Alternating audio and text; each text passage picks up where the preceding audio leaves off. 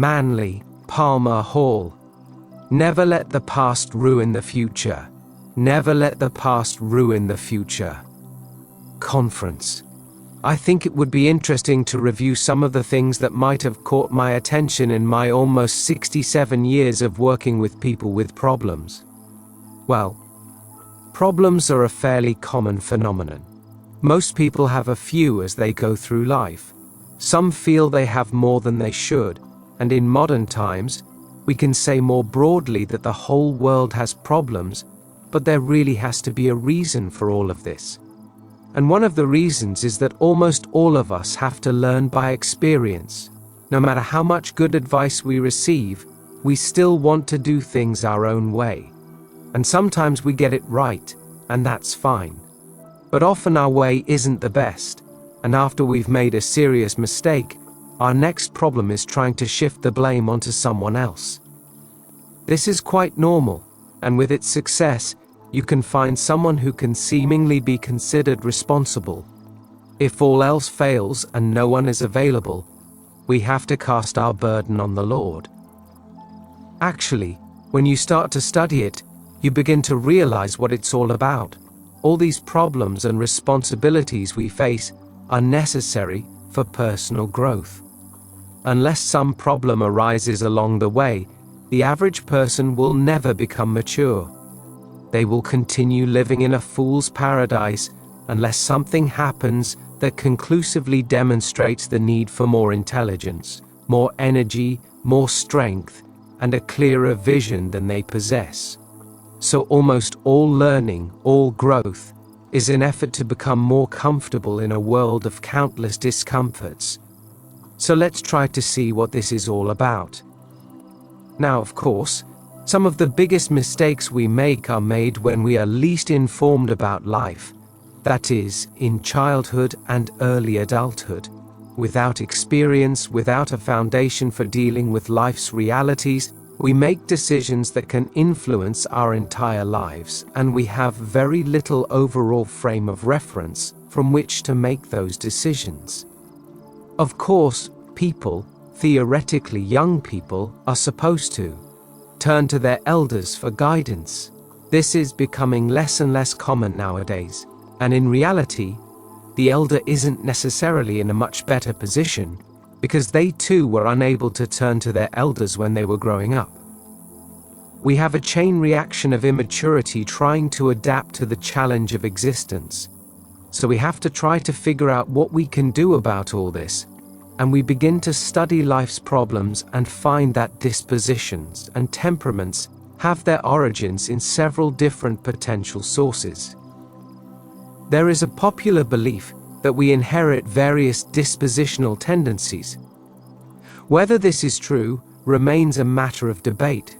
Some think that we do not inherit these attitudes, but that we inherit bodies in which chemical function produces these attitudes and continues to do so generation after generation.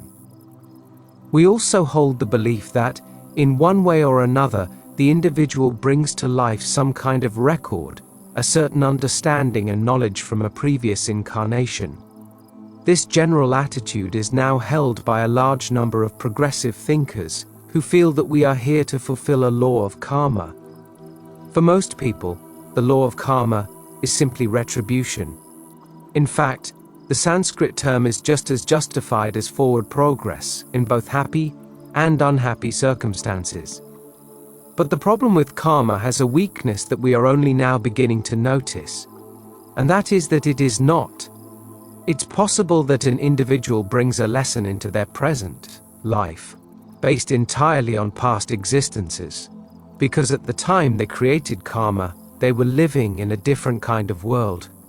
The problems we face today were unknown back in the time of the Caesars. No one was worried about computers. Back in the Middle Ages of the Crusades, no one really cared much about television. These blessings came later. So we come into this world perhaps carrying a certain wisdom that has universal meaning, but we aren't prepared from the past for the exact situations of the moment. We therefore have to take certain basic characteristics of integrity and insight and try to apply them to circumstances that have never existed before for us. This creates a problem that again is somewhat difficult to adapt to. There are also many who believe that some of our problems arise before we are born, that the unborn child is already being shaped by the world they are about to enter. If this is true, it could explain why almost all children come into the world crying. If they've already had a taste of what's to come, I don't blame them. On the other hand, a great many people have a good experience. Many people feel well treated. A large number of people grow up in a pleasant family environment. But there is still a large mass in the world who have not had proper protection during their childhood. Their parents have not done what they should have done, either because they themselves didn't know what to do, or if they did know, they found a way to avoid the responsibility. So we arrive here with all our burdens and difficulties. The most common difficulty we have stemming from the past is neurosis.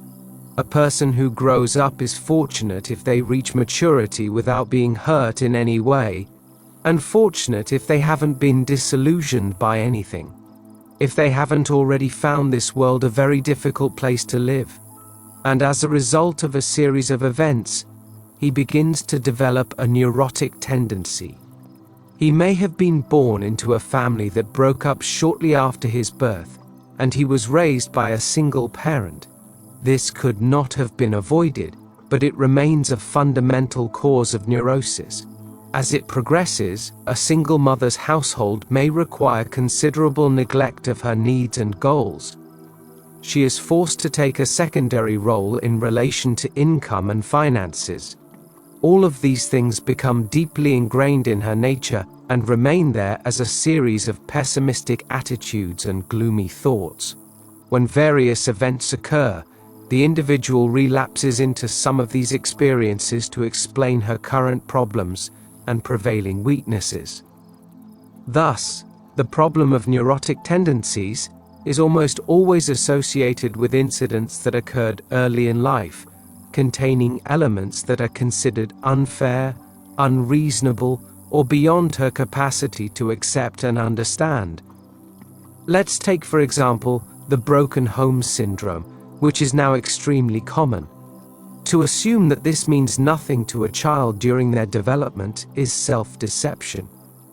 I see many people in their 60s and 70s who have the most bitter reflections on their first 10 years of life.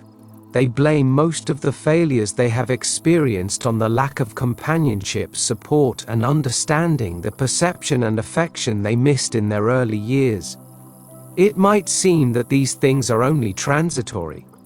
But if an individual is given a proper upbringing along with food, shelter, and clothing, they should be grateful for this. But there is more to it than that. Maturity requires the development of affection. Personal relationships require overcoming challenges, appreciation, interest, and significance, and some gentle but firm guidance throughout the early years. So if all of this is not present, the person she finds herself in a predicament. Beside her, belonging to another generation, is the person responsible for this situation. A person who found herself in a broken home, or was trapped in one. Someone who had to go out and earn a living to support herself and the child. Her life was neurotic and frustrating, and she passed these tendencies on to the child as well.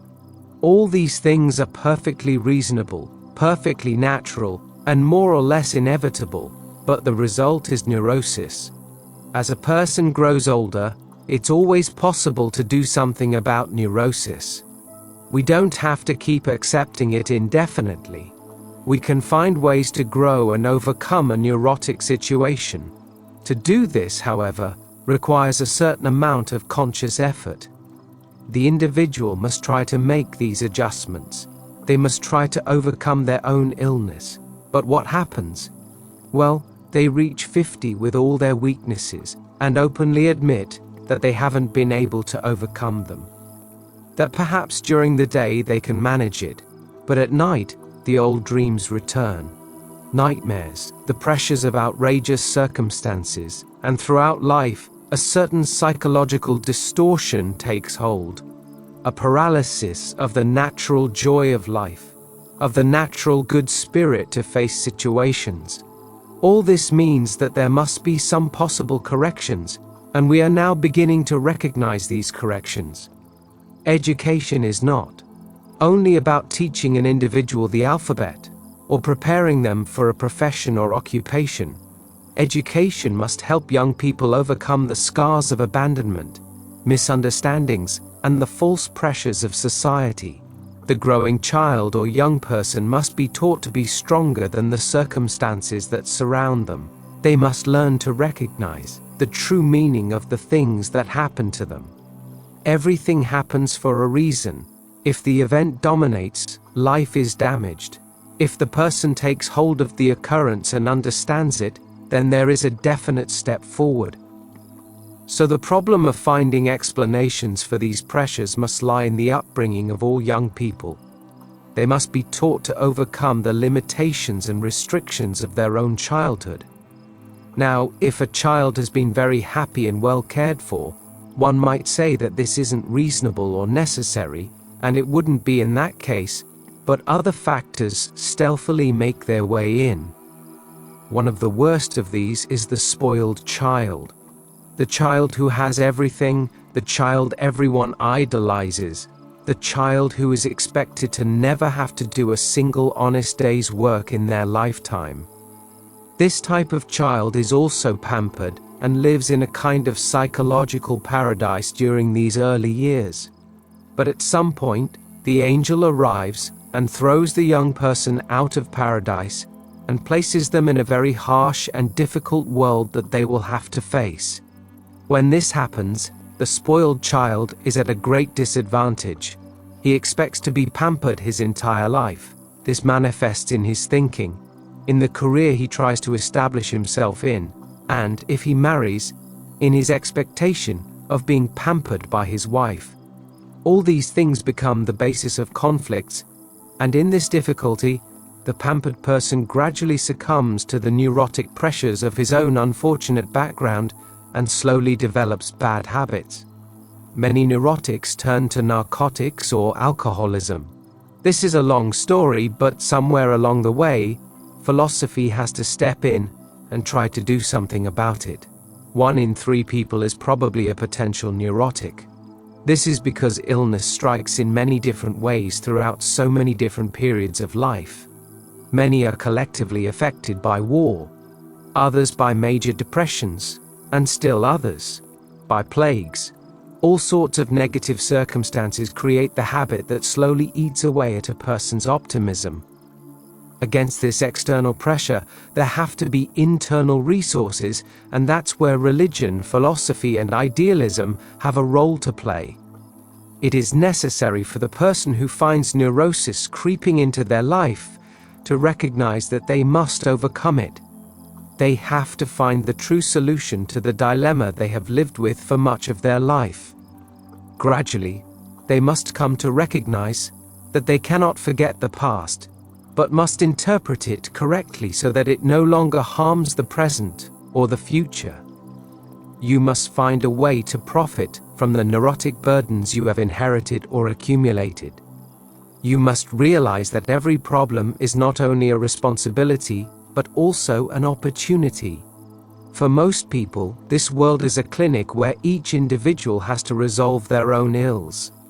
It is therefore very important for the individual to find ways to transform neurotic pressure into an expression of gratitude, discovering that their problems have done the most for them, and their successes have done the most for them. And they must gradually realize that growth is an overcoming of ignorance, and that all problems lie in the realm of ignorance. No matter how brilliant a person may be, if they cannot manage their own disposition constructively, they remain ignorant. We have neither the educational faculties nor the suitable facilities to deal with this type of problem, except in clinics or private counseling. But even the best private counseling cannot overcome the greatest difficulty. Ultimately, each person must solve their own problems. If a patient goes to a doctor to solve a problem, then the doctor will empower them by pointing out that the problems could have been their own. They won't advise them on how to manage the patient's situation. So the work ultimately boils down to the cheapest and most boring of all processes, which is putting our lives in order. I know of a case that came to me, of a boy who had grown up in a broken family. It had broken down when he was only a couple of years old. He went through one pressure after another, bounced from one relative to another, ending up with a stepfather who had no interest in him, and a mother incapable of coping. Looking back on his own childhood from adulthood, this person felt that he had been mistreated, that he had been neglected, that he was born to suffer, and that it was inevitable that he would break down under the pressure of it all and feel sorry for himself for the rest of his life. This doesn't make up for it, but it happens in millions of cases. This person has to be taught gradually that each of these disappointments gave him a new moment in life, a new understanding of things. The fact that he came from a broken home made him one with thousands of other people who come from broken homes. These problems have to be resolved. The individual lacking any support from their family must develop inner support as soon as possible and maintain it throughout periods of neurotic pressure until the end of their life. The key lies in confronting the problem, whatever it may be, with strength and transforming it into their own message. This reveals, once and for all, the tremendous advantage that comes from having overcome these difficulties. It's hard to believe that perhaps those who have triumphed over their own weakness are the best people in the world. Those who have too easy a life get into trouble later on. But it's possible for those who have had a very difficult life to let go and enjoy years of serenity when the time is right. We also have to realize that in many families, cruelty is a factor. Children are treated cruelly. Adults are treated cruelly. And cruelty is something very difficult for a sensitive person to understand. In the case of cruelty, the victim often becomes belligerent and retaliates, trying to fight their way out of a dilemma. They begin to develop hatreds and antagonisms that continue throughout their lives, sometimes developing a determination for revenge to hurt others, just as they have been hurt. This, again, is a sign of ignorance and weakness. Most of these problems exist and continue to exist generation after generation because they haven't been addressed from the outset by our education system. We educate individuals as if they were well-oiled machines. We fail to recognize the true individuality of each person. We don't realize that every child in a school class is a different person, with a different background, with a different reaction to environmental pressures, and with a different capacity, or lack thereof, to understand the meaning of what they are trying to learn. Therefore, it becomes crucial that children receive an education that includes optimism, understanding, empathy, resilience, and forgiveness, as all of these must be part of their upbringing if they are not to develop into neurotics. Religion does a lot for this in some cases, but on the other hand, we suddenly develop another problem, the religious neurotic. The problem isn't that the person lacks religion, but rather that they lack the means to manage it. They are also very likely to belong to some conservative group and feel the need to constantly impose their religious convictions on others. One of the quickest ways to become a neurotic is to try to convert others.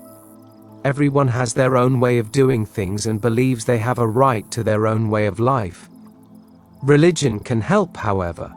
Religion can help preserve a person's moral code, and the stronger the moral code, the more easily they can handle pressures from the outside. If a person has a strong conscience within themselves, they can avoid most of the pitfalls that could cause them certain problems. But this strong conscience is slowly disappearing from society. Today, the average person is not guided by conscience, but by convenience. The individual wants to do what they want to do regardless of the consequences. And as a result, they end up where the doctor can do very little for them. They can help, but they cannot help a person overcome their dispositional peculiarities until they are completely convinced that they will be better off without them. They will generally try to get rid of things that don't mean much. But sometimes it takes a long time to delve into a person's inner life and truly reach the root cause, because it is carefully covered up. It is upholstered in every possible way. They guard their problem as if it were the most vital part of their existence. The more they guard it, the more problems they find themselves in. But he will always conceal it, revealing only minor flaws in his temperament and trying to evade the most important one, taking a long time because until he addresses the core issue, his life will not be set right. Much can be accomplished by working with the religious aspect of human life. But for religion to be useful, it must be non-dogmatic. It must be tolerant and kind. But it must also be firm. And the individual must be taught to seek the good in everything and to be willing to recognize it, even if he doesn't like it. Throughout one of the apocryphal sayings attributed to Jesus, it refers to the time when the disciples were walking along the road and saw the decomposing carcass of a dog. The disciples recoiled in horror at the unhappy sight. Jesus stood and looked at the animal for a couple of minutes, and then turned to his disciples and said, "Pearls are no whiter than their teeth." Finding the pearl in the dilemma is very important. However, somewhere in everything there is something good, something of value, something that teaches us what to do, or something that teaches us what not to do. Throughout the entire journey, it is trying to push us toward fulfillment. The more we resist achievement, the more constantly it pushes us, often with great bewilderment. But we must try, in every incident that arises, to receive the message, to see if we are handling it or not.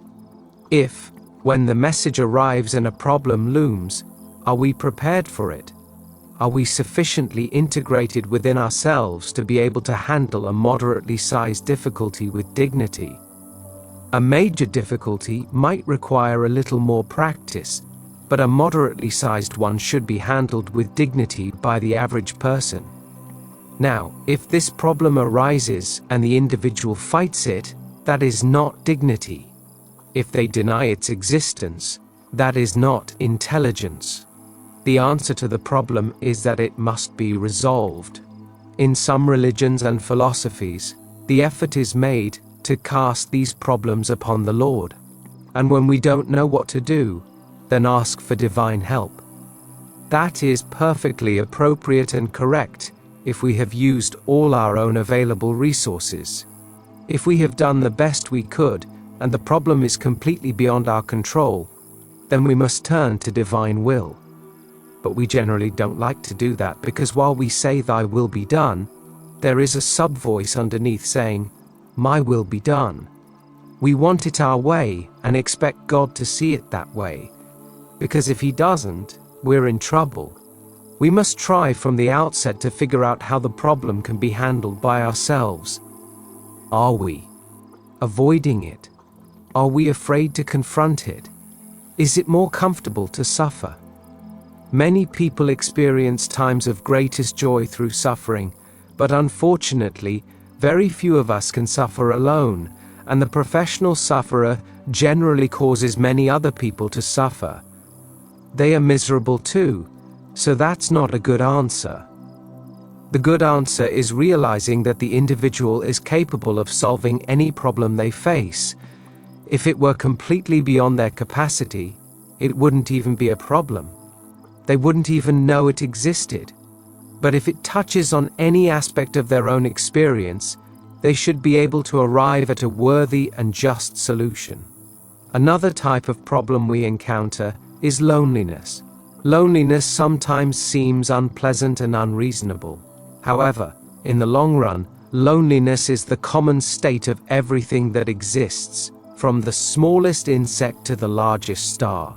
Loneliness is inevitable because every individual in the world around them is the vast complex of their own personality. They must bridge the gap between their inner nature and their outer life. In most cases, this transition is not efficient. Not everything is as it should be at the very least. But in every case, there comes a time in life when we have to learn to get along with ourselves and learn once and for all that we can be good company to ourselves. We can find all sorts of things to do to counteract loneliness. We can develop a vocational interest. We can take on responsibilities for the sheer pleasure and opportunity of service. We can do all sorts of things to break the concept of loneliness if we truly want to. Once we experience a certain degree of solitude, the tendency is to cling to it and nurture it, becoming increasingly less well-adjusted, and ultimately to end up being antisocial in every sense of the word. The person who declares war on society is actually declaring war on the university of life. The individual who abandons their own world abandons their responsibilities because they dislike them, and is therefore able to develop a beautiful argument for why they shouldn't accept them. This person is avoiding burdens. Normal aspects of life are destined for a solitary end. A solitary person is someone who has never had a friend, a true friend. Therefore, they cannot have a friend. However, every solitary person has a privilege that others do not. For example, a family in which all members are diligently engaged in their work has very little solitude, but also very little intimacy. There are times when every individual should be alone, alone to think things through, alone to put their life in order, alone to meditate on the greater realities of things. So solitude is actually a condition that must precede the experience of enlightenment. The enlightenment of the wise forever destroys the illusion of solitude. The person who has found their own center encounters a world of wonderful opportunities and privileges. The individual finds the universe friendly instead of frightening. They find the life they lead fruitful instead of exhausting. These things have to happen within the person. They cannot be delegated to others. We can feed and clothe others in their emergencies, but we cannot bring happiness to their inner lives. Each person must do that for themselves. Ancients and modern thinkers have also concluded that the most perfect way to achieve happiness is to stop trying to be happy, and instead try to do better things, to help more, to learn more, and to love more. These are the sources of lasting and valuable relationships. So in religion we have this problem. I know of a case of a young woman who was about to get married when her fiancé died in the war. She was in her early 20s and already heartbroken. When she reached 80, she was still heartbroken. She never got over it. In her 50s, she took holy vows and remained in a convent for the rest of her life, and she was never able to transcend this tragedy. Many people thought she was very religious, very devout, and she was very dedicated, and she was all these things. But it cut her life short. A tragedy she couldn't prevent took away the only thing she thought could make her happy. And because she thought that way, she was never happy again. This kind of circumstance must be overcome, for it destroys the value of life. It frustrates the whole purpose of growth. This young woman should have had a proper season of sorrow and mourning. She should have been hurt to a suitable degree. And then she should have gathered herself together and found things to do. If she couldn't be happy, perhaps she could make others happy. And that was far better than burying herself in a religious house. Everyone has to make adjustments and accept the decisions that come their way. Another very different case, but with the same general pattern, was that of a young woman who was, for 50 years, the complete slave of her widowed mother. This widowed mother, who loved her devotedly, and the daughter, who loved her mother with equal devotion, formed a small package, a package too small for both of them, a package of frustrations that prevented them from advancing to any appreciable or recognizable degree. By the time the mother died at 90, the daughter's life was little short of pointless. Therefore, a strange sadness quite understandably took hold of the daughter, when she too finally found solace in religion. So religion is a kind of mechanism by which great sadness, loneliness, and frustration find a little comfort. It is not a solution, but a comfort. It is not an answer to the problem, but a way to cope with it a little better. With all these problems, it all becomes, how can we make them a little more bearable? And I think most of our people who are considerate know about this kind of thing. When in doubt about what to do, forget about yourself. Forget everything that's happened to you. Stop telling all your friends about your misery. Get over this constant regret of not having done anything in your 20s. That ruined your life.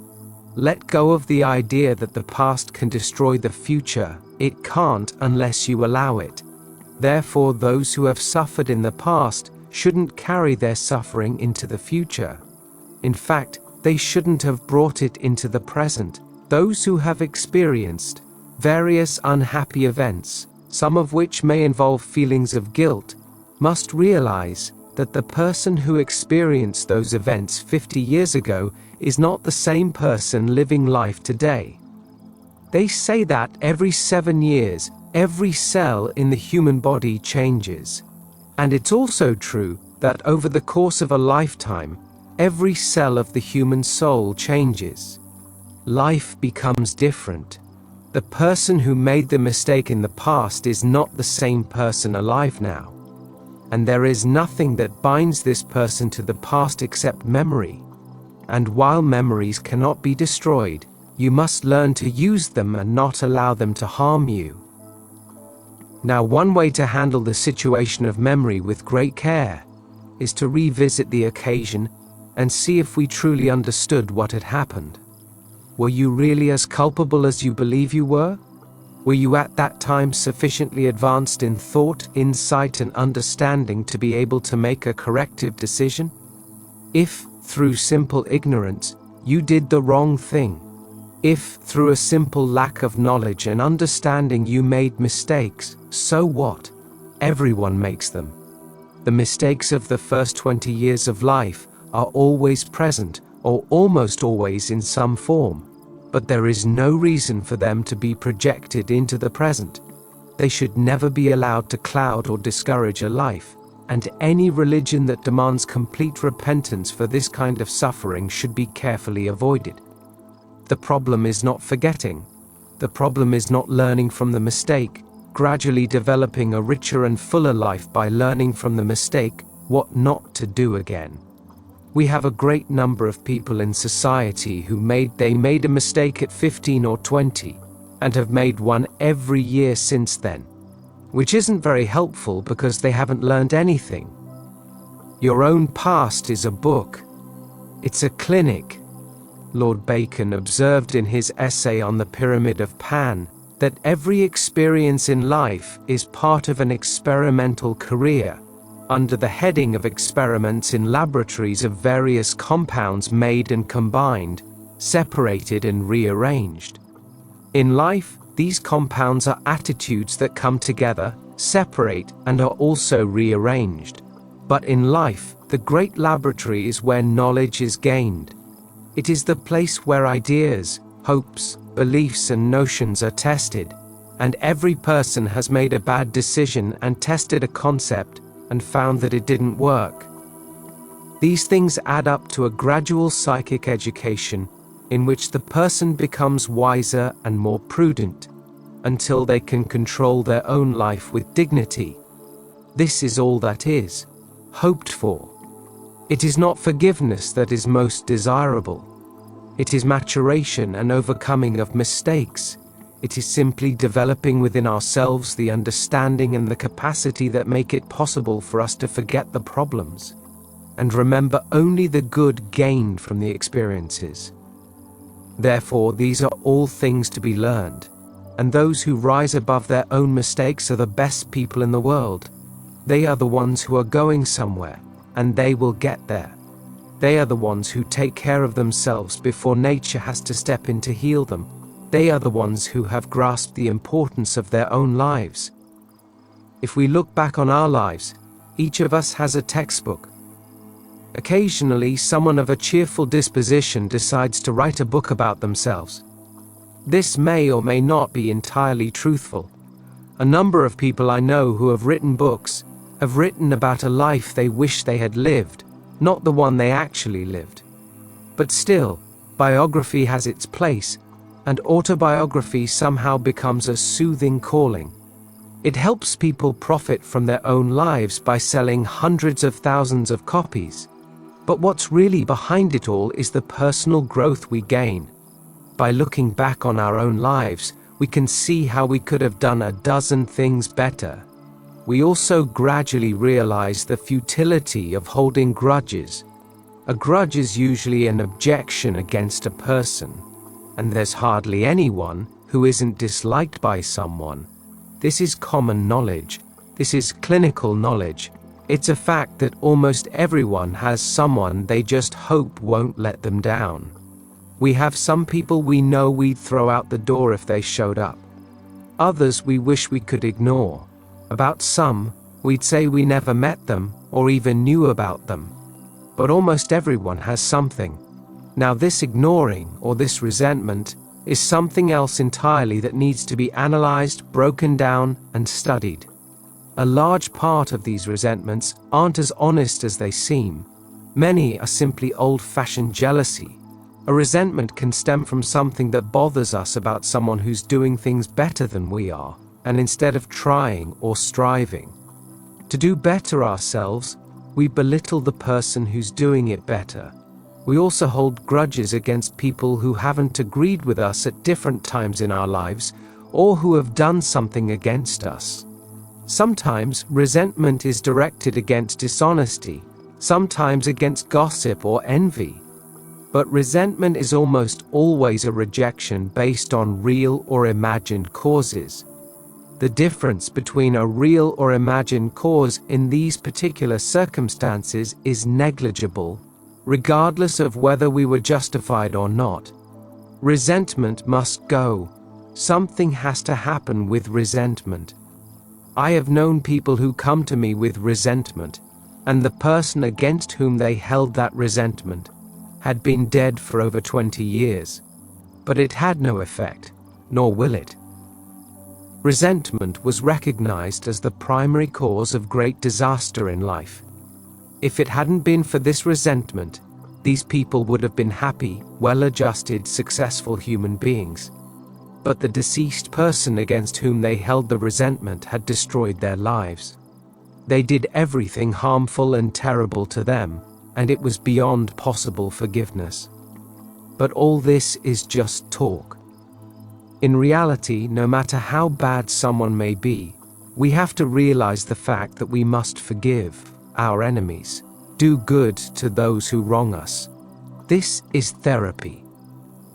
What is not therapy, and what we call it so often, is, it's true that we might have cause to feel mistreated, and that this doesn't justify continuing to maintain this attitude. The attitude we must adopt is one of constructive indifference. We must tell ourselves, this is no longer our problem. We don't wish harm or evil upon anyone. We don't want punishment or despotism for anyone. We simply decide that we can live our own lives, in our own way, without these other circumstances interfering, whether real or imagined. We see people all the time who come to therapy who have been seriously hurt by someone. Sometimes these hurts are quite real. A woman whose husband has been taken from her by another woman is likely to hold a grudge, and you can't really blame her. But the answer is that after you've worked through the grudge a bit, the thing is to let it go. It's not going to do you any good. Let these other people go as they please. The person who holds on to the grudge is the one who gets sick. So all attitudes that destroy your health are regrettable. Regardless of the cause, regardless of the justification, whatever makes you sick is not good for you. And almost all grudges and antagonisms lead to destructive circumstances. The individual seems to attract more of the same, especially if they become morbidly bitter about the issue. Whatever happens, happens. Whatever happens, we have to separate peacefully.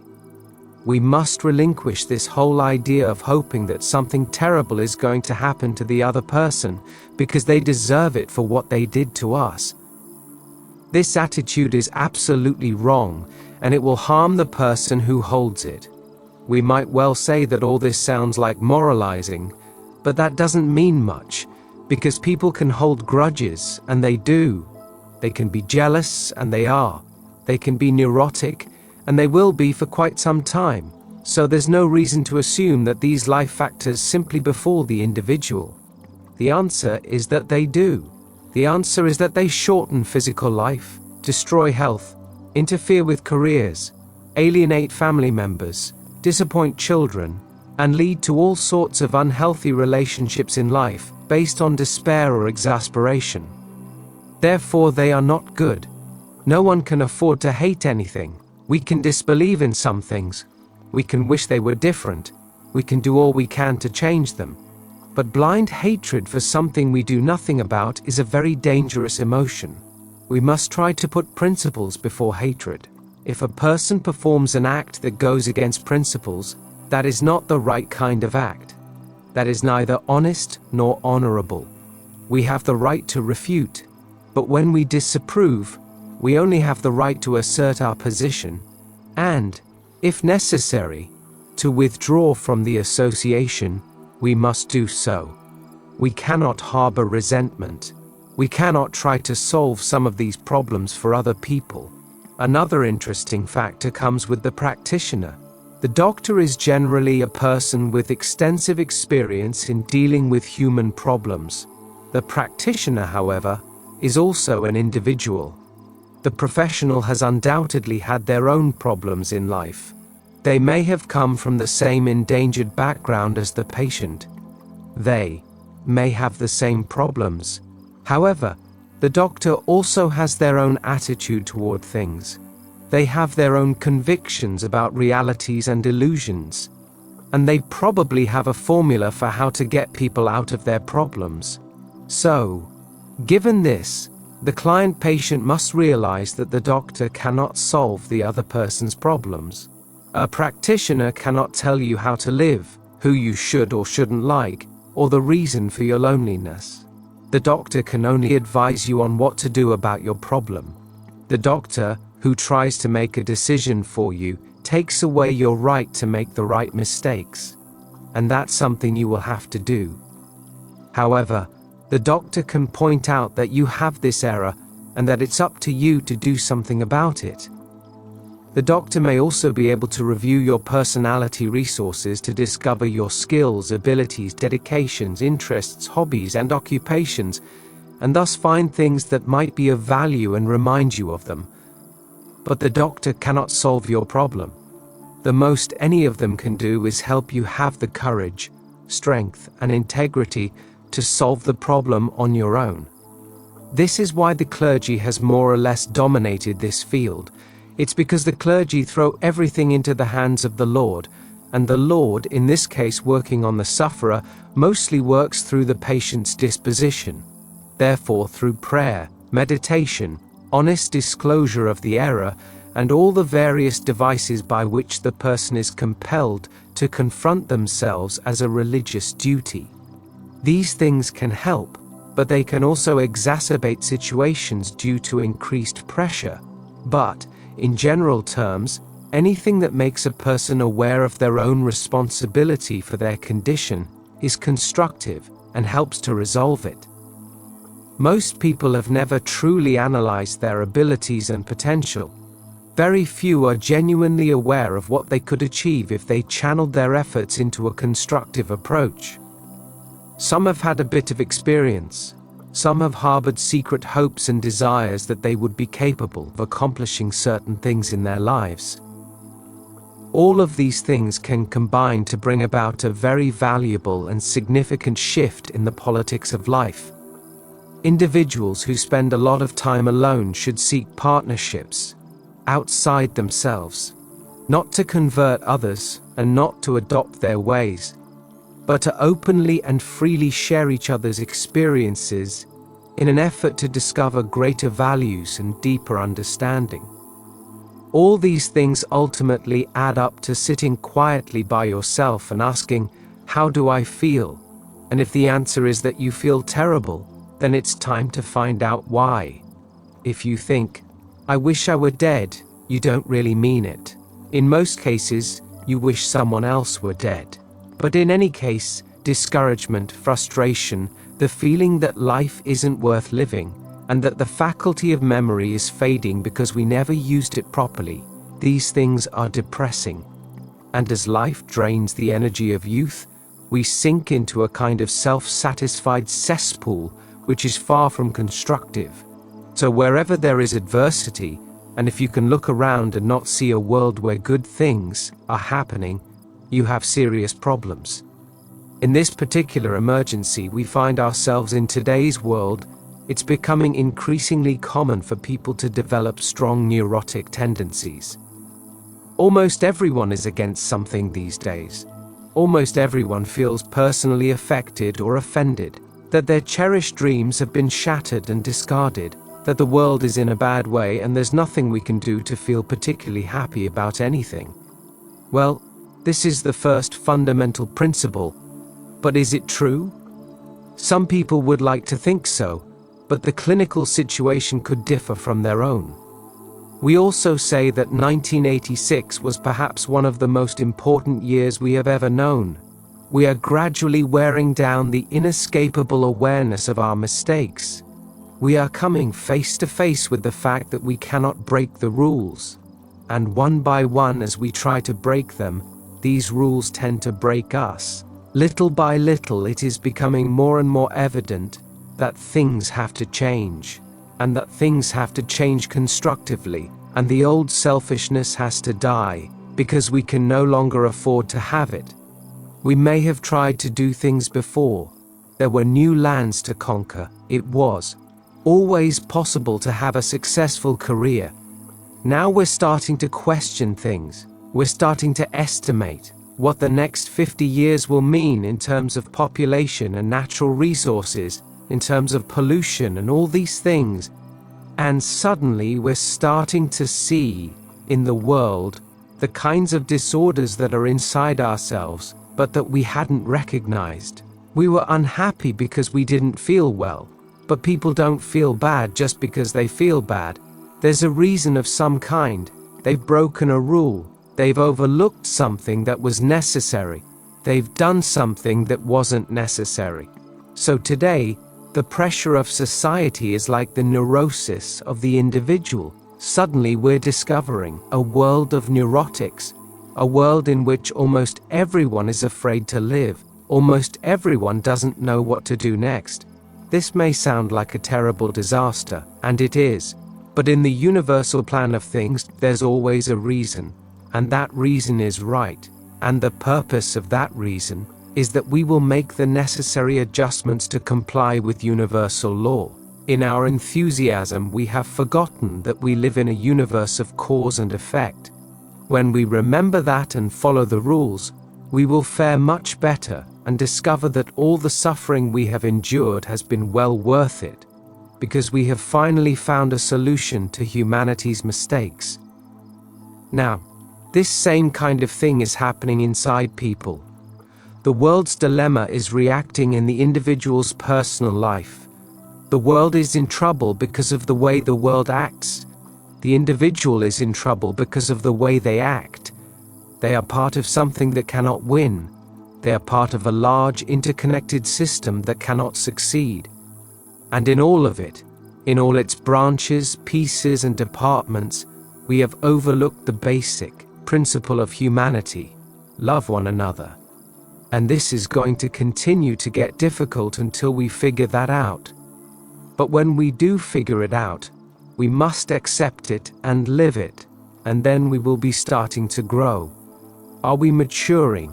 Are we gaining insight we could never have had if we hadn't earned the right to be better people? It's the same with a person. When they tire of suffering, they'll do things to stop it, but as long as they're content to struggle as best they can, they'll repeat the same mistakes of the past and fall back into alcohol and drugs. So it's a matter of taking ownership of the facts. Every person has the right to be a constructive person, regardless of the world they live in. No one can be destroyed by a mass psychosis, however dynamic and urgent it may be. We have to either let go of negative things or remain positive. It's the same with our problems with people. People are involved because of community problems. Community problems exist because of people. We're in the mess we're in because we're selfish and didn't prevent disaster, and when it came, we tried to perpetuate it. We tried to build substantial houses on barren land, and we can't. So, throughout life, we're being taught, and we're here to be taught. We're here to make the same mistakes until we stop making them. We are here to gradually learn the great lesson, that when we uphold the rules will uphold us. We are here because we are here to grow, as citizens of eternity. And these citizens must grow. We are vaguely, but undeniably, not maturing properly. So it is very important for everyone to clean house, to get rid of all the negative excuses they maintain for not being able to do what they should be doing. To overcome the idea that we have the privilege of suffering because we have suffered. This is not the answer. We have the privilege of ceasing to suffer, because we have found that it is the path to peace for all concerned. Thus, all along the way we have this problem of allowing the past to become history, or of letting it dominate us. There have always been wars, and there always will be. This is not the path of life. This is the path of dishonesty in government. There has always been corruption. There have always been dictators. The history of the world is a mass of mistakes, intentional or accidental, and all past civilizations have risen and fallen. So, it is in our personal lives as well. People of all ages have made their mistakes. Gradually, however, all these groups have grown in some way. We are the past. We are all that has come before. We have been gaining ground along the way, and the number of well-intentioned, dedicated and thoughtful people is steadily increasing. We are here because we need more growth. We need another course. We have to achieve a higher level of education than we have ever had before, and that is possible only because we have a greater need than we have ever had before, and because of our own evolution, we have a greater understanding of this need than we have ever had before. We can manage everything well if we hold on to our divine selves and let go of the negative pressures that allow us to accept what isn't right. We don't have to suffer just because some people think it's inevitable. If we suffer for one reason or another, it should unfailingly produce some constructive consequence. Suffering can be like a prison sentence, and the problem is that as soon as the prisoner is released, they do it all over again. As soon as our old pain subsides, we do it all over again. We don't learn the lessons, and it's because we don't learn them that we still have them. I believe then that for most people who provide therapy, most scientists who are psychiatrists, these professions in psychology work for them. The fact is, these people certainly arrive upright and dignified. They look very good. They have reasonable skills. Many of them have graduated from good schools. Most of them have jobs. Many of them have families. And they are all a wonderful group of potential individuals who could very well do great things. But almost every one of them is stuck with something. This something they can't handle. There's something they don't know what to do about. And in fact, if the person who doesn't know what to do about that something were to go to a professional and say, "I don't know what to do about it," the professionals would probably say, "Well, how do you think you should handle it?" And then the person might give the same answer the professional would have to give. They know what they're doing, but they want to forget it because it interferes with some sense of fulfillment they want to nurture. We have the same problem in every area of life today. Our entertainment industry is overrun with this kind of thing. Entertainment, simply because we feel like it. Social delinquency is rampant simply because we do what we want to do, and then we wonder why we run into trouble. You can't break the rules and not suffer. Whether it's a family of 3 or 4, or the world at large, you have to follow the rules. And those who follow the rules find out something truly terrible. They discover, to begin with, that they can be right, without the rest of the world having to be right too. There is no evidence that everyone will arrive at a similar discovery at the same time. Each person finds it for themselves when they allow it to happen within. The answers to everything we seek are actually within us. They are in the soul of the human being. They are within the divine factor at the foundation of all human life. Deep down, we know what is right, but with the mind, emotions, and body, we fight against it. We want to gratify the emotions. We want to satisfy the appetites of the body, and we want to fulfill the ambitions of the mind, and the divine factor within us is neglected, denied, and ignored. Therefore, if you want to overcome any kind of negative attitude, the power to do so is within you. There is something within you that will heal any illness caused by the mind, but it is something you have to work on. You have to be determined to do it. You have to put the greater good of your own survival before the negative attitudes you have been inclined to have and maintain. I know someone who said they couldn't get over their temper tantrums. So what did they do? They took tranquilizers. They took all sorts of pills to cure their outbursts of rage, which of course is a bit idiotic in itself. They're trying to get high to get out of a bad mood. But every now and then, though, they'd have to surface for air, and when they did, the temper was still there. And eventually, they became interested in a religious approach to the problem and were told definitively that prayer and meditation would probably help. So they tried it, and it did help. And they gave God the credit, but it was the God in the person who did the work. They had a chance. The higher part of us had a chance to achieve natural good, and this chance had been delayed for years by the tranquilizers. But until the other attitude was available, there was nothing more to be done. So the answer to all these things is help, mental and emotional help. And it depends on keeping the rules, and keeping them in every sense of the word. Keeping them means obeying nature, and nature is the most incredible cooperating creature that has ever existed. Do you realize that nature is a term that applies to a conglomeration of universes of cosmic systems, including everything imaginable from insects to angels? It contains all the infinite confusion of so-called life, sugars, meteorites, comets, everything imaginable, and yet nature is in perfect order. Nature takes care of the whole problem quietly and simply, and there are very few mistakes made along the way. This is because nature is dependent on universal law for its support. Nature is upholding the rules by which nature itself was brought into existence and by which it must continue until the end of time.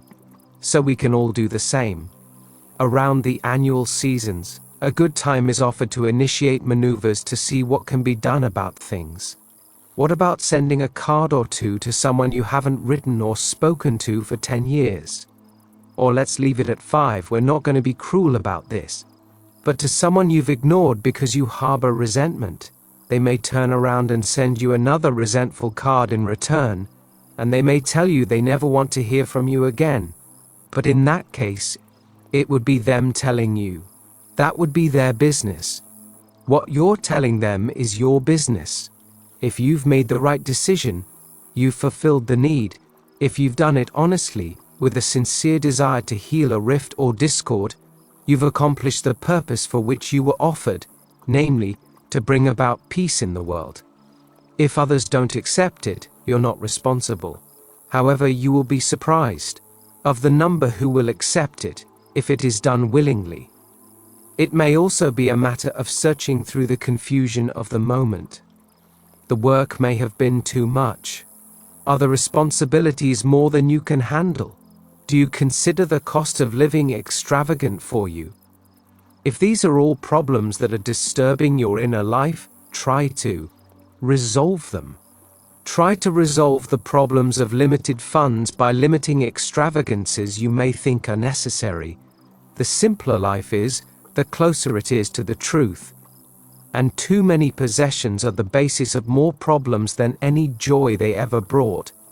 In the same way you look at the world, try to see the grand plan behind things, the plan of the ultimate recognition of the universal brotherhood of humanity and the fatherhood of deity. Try to recognize a great and benevolent plan, whether you feel about it personally or impersonally. A grand plan that says, all things must work together for the good. Evil cannot survive. If you have two good deeds and put them side by side, they can incorporate and support each other. Put two bad deeds side by side, and they destroy each other. Therefore, evil cannot win. Evil cannot end the great divine plan. It has to succeed. And anyone who gets in the way of that success is going to suffer a little. So it's best to stop hindering this progress and come into harmony with it. And try to put an end, forever and ever, to any negative attitude within yourself. Try to increase your own inner potential. If you have idle study time, work with it, be a source and a cause for the community, and make sure that you have a daily life that is as useful, constructive, and kind as you possibly can make it. This is how, in the long run, it will bring you inner peace. It will also prepare you to be part of a great path of evolution of existence that is based on the inevitable victory of good, the inevitable victory of love over hate, of truth over error, wisdom over ignorance. These things together are the end. And we are probably fortunate in 1986 to 1987 that this condition is as intense as it is. We are reaching the point where we can no longer throw it away and dismiss it. We can no longer turn away or close our eyes to it. And when a disease reaches such a degree, there is only one answer. It must be cured. And this is the same as with a patient who seeks a doctor or a psychiatrist. They rarely go until the situation is very advanced. But when there is nothing left to do except grow or perish, nature says you cannot perish, so you might as well start growing. There is no way out of growth. It is inevitable. Nothing that has ever existed can prevent or circumvent it. In some cases, however, it is slow and painful to arrive. And this is because we have resisted it and failed to develop the potential within ourselves that justifies our expectation of a good and happy life. I believe that most of us who work on plans for self-improvement and the search for ways to serve others in their needs find that these dedications have already created precious interludes in our lives, and that helping people is a beautiful job if you do it well. If it is about living for and through them, it is a difficult and impossible job. But if you can inspire people to correct themselves, to restore their hope of rediscovering the wisdom and strength of a relationship with the infinite, if we can help lonely people realize that their loneliness is not necessary, that loneliness is not the intention, we are all meant to be busy, busy living, busy doing, busy growing. These are the things we should be concerned with. If we have lost those close to us, even this we must bear with dignity, because all this happens, and it always has. But in none of these events is God cruel. All things work together for the common good, and all the problems we have are a unified growth process under a veiled guise. So if we maintain that kind of attitude and work with it, I think maybe next year can be a pretty good year for a lot of people. I think it's going to be a much better year for a lot of nations as well, because we're slowly waking up. We're gradually becoming more aware of things. We're gradually overcoming the false belief that our existence is just a small span of years that we should make as comfortable as possible. In reality, our existence is a short space here to make eternal growth possible, to contribute to the infinite unfolding of our life potential across time and space. We are obligated to grow, and the only thing we can do is slow down through self-pity, jealousy, hatred, and all that kind of stuff. These are the mistakes that, if we keep making them, will seriously harm us, but they can't destroy us. We can be tortured by our own mistakes, but we can't die from them. In due time, the truth within ourselves is resurrected and takes control over the personality, and we will once again be the children of infinity that we are in essence, whether we know it or not. So in this era where we're all trying to be as nice and wonderful as possible, let's try hard to say that we can forever eliminate any unpleasant or sad thoughts about anyone. This isn't an easy thing, but perhaps it's easier than you think. The reason it's difficult is because many people have built a flawed life on that excuse. They've insisted that this other person or people have hurt them. They aren't unhappy because this person exists, but rather that this person has been the cause of all sorts of misfortunes over the years. This isn't true. That individual may have caused the original incident, but the individual who was injured has repeated, multiplied, and exaggerated it to the point that he has in turn damaged his own life. If we don't dwell on these negative thoughts, they can't harm us, and if they are harmful, overcome them and carry into the future only the growth, wisdom, love, friendship, and understanding that you have cultivated within yourself. We are all growing, and with God's grace, an understanding of the requirements of natural law, and the willingness to work together for the common good, the goals we seek will come in the fullness of time.